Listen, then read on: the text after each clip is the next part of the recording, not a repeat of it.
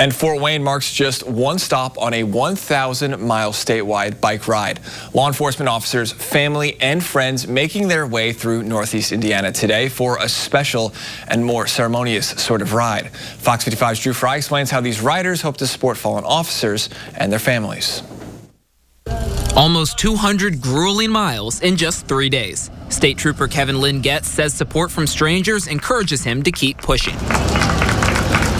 It's the little things. It's a honk of a horn, it's a thumbs up, it's clapping, it's acknowledgement that, you know what, yes, we're with you. We're never going to forget those who serve our communities. Getz and his fellow riders are on a 13-day, 1,000-mile trip around the state as a part of Cops Cycling for Survivors.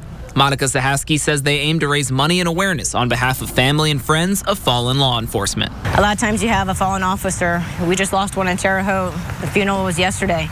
And, you know, a week, 2, 3 weeks go by, and the family one of the biggest concerns for the family is, will we be forgotten?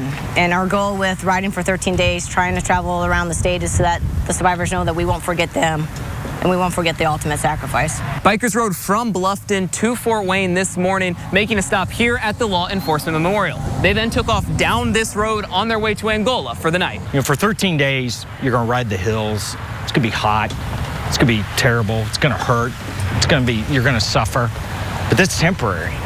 After 13 days, it's over with. Survivor's pain never goes away. Getz says event organizer Lieutenant Gary Dudley would always remind him of this when they used to ride together.